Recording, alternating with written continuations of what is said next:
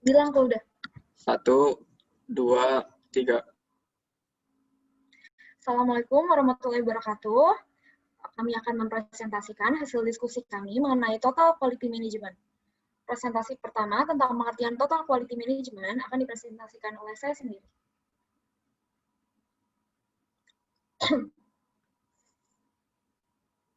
Pengertian TQM.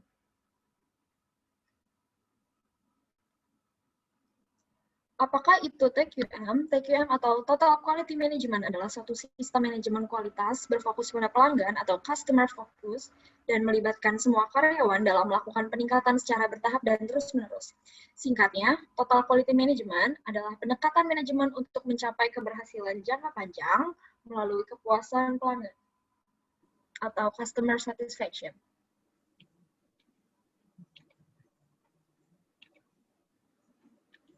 Lalu, gerakan apakah TQM itu?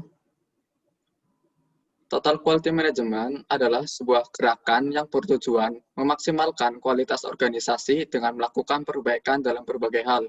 Contohnya, kerjasama tim, sistem dalam sebuah organisasi, lalu ada strategi.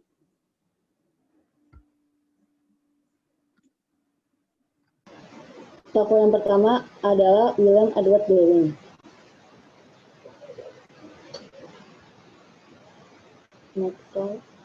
Dr. William Edward Deming dikenal sebagai salah satu great quality pioneers, dilahirkan di Sioux City, Iowa, di Iowa. Deming mendapat gelar sarjananya dari Universitas Wyoming, kemudian melanjutkan masternya di Universitas Colorado, dan dia menamatkan doktornya di Yale. Ia mulai meniti karirnya sebagai ahli statistik di Western Electric, di mana dia belajar selama beberapa tahun kepada Sir Walter Shewhart. Deming sukses menempatkan teori statistical control Shewhart menjadi praktek yang bisa diaplikasikan di dunia industri. Inilah konsep yang membawanya kepada Total Quality Management. Kontribusi terbesar Deming ketika membantu Jepang memulihkan ekonominya setelah mengalami kekalahan akibat Perang Dunia Kedua. Deming mampu memperlihatkan kepada rakyat Amerika keberhasilan industri di Jepang untuk bangkit memperbaiki kualitas pada produknya. Karena hal ini pula lah ia diminta oleh beberapa perusahaan besar seperti General Motors, Ford, and Florida Light Power untuk membantu meningkatkan kinerjanya. Deming juga menjadi profesor di banyak universitas di Amerika. Argumen Deming yang esensial yaitu 1. Mutu harus didefinisikan sebagai kepuasan pelanggan. 2. Kualitas multidimensional di mana tidak mungkin menentukan kualitas suatu produk atau jasa hanya dengan karakteristik tunggal atau agen. Dan 3. Ada derajat mutu yang berbeda karena mutu pada dasarnya disamakan dengan kepuasan pelanggan.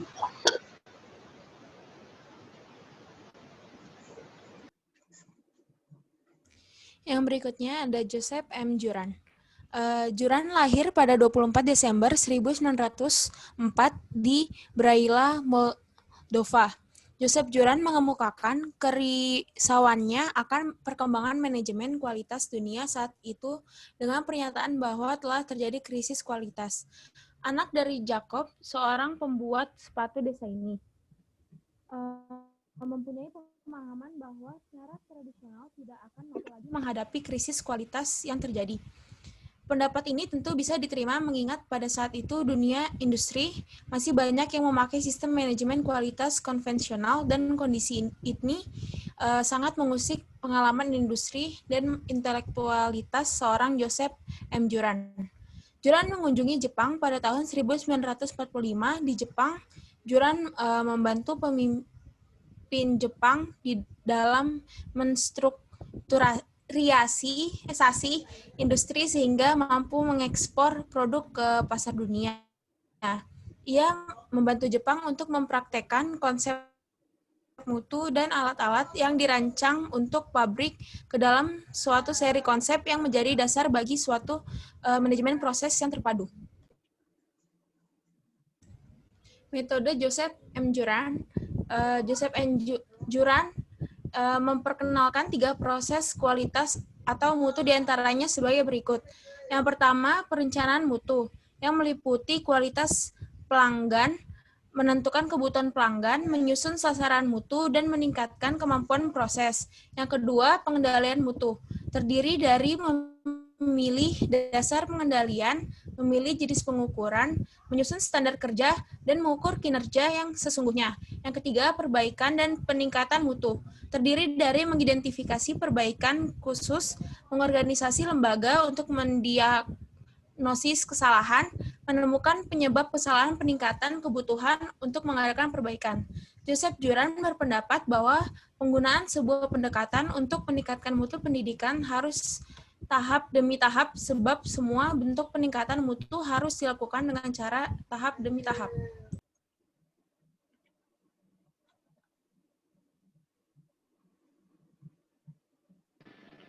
Kemudian salah satu bentuk dari TQM yang beraneka ragam pada saat ini salah satunya adalah ISO. Pengertian ISO. ISO merupakan salah satu badan penetap standar internasional yang terdiri dari wakil-wakil dari badan standarisasi nasional di setiap negara untuk mengukur mutu sebuah organisasi. Organisasi ISO ini merupakan pihak yang berperan dalam memfasilitasi perdagangan internasional serta juga membuat semuanya berjalan dengan baik. Adapun tujuan dan manfaat ISO atau International Standards Organization, yang pertama meningkatkan kredibilitas perusahaan, yang kedua meningkatkan kepercayaan konsumen, yang ketiga jaminan kualitas sesuai standar internasional, yang keempat menghemat biaya, yang kelima mengoptimalkan kinerja karyawan, yang keenam meningkatkan image perusahaan.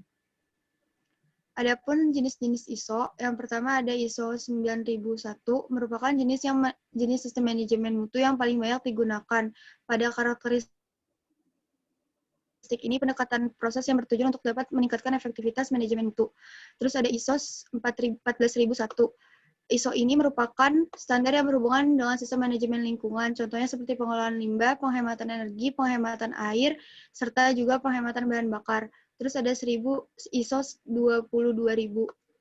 ISO ini merupakan standar yang berhubungan dengan sistem manajemen keamanan pangan. Ada ISP atau IEC 27001 merupakan standar sistem manajemen keamanan informasi atau juga Informasi Security Management System atau ISMS. Ada juga ISO TS 16949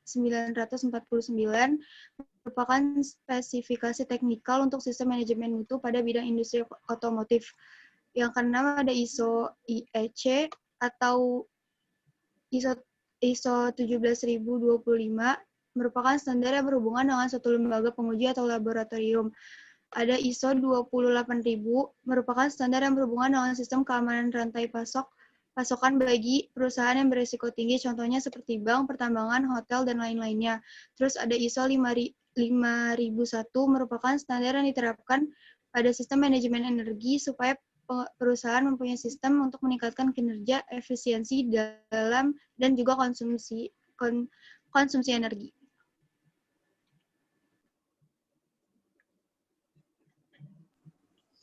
Penerapan TQM di Indonesia. Yang pertama, fokus pada pelanggan. Yang kedua, obsesi terhadap kualitas. Yang ketiga, pendekatan ilmiah. Yang keempat, komitmen jangka panjang. Yang kelima, pendidikan dan pelatihan. Yang keenam, perbaikan sistem. Yang ketujuh, strategi pelatihan. Yang kedelapan, kerjasama tim.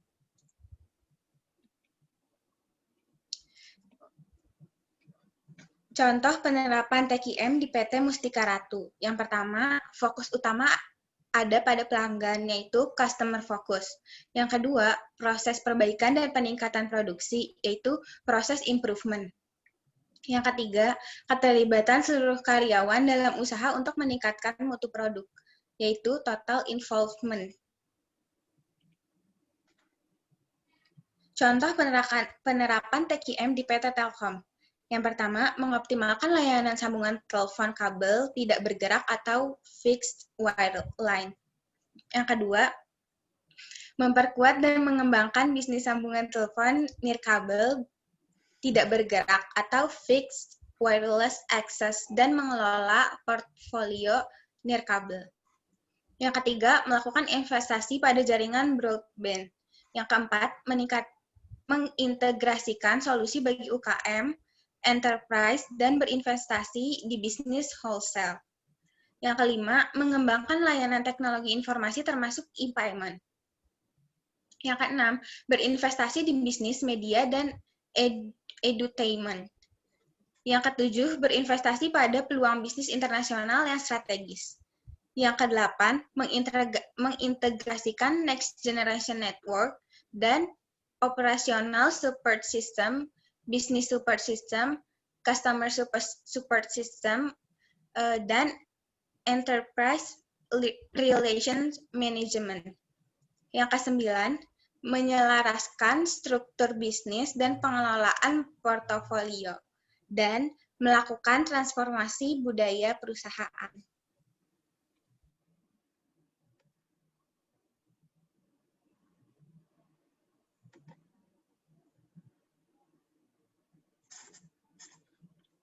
Ya, terima kasih atas perhatiannya.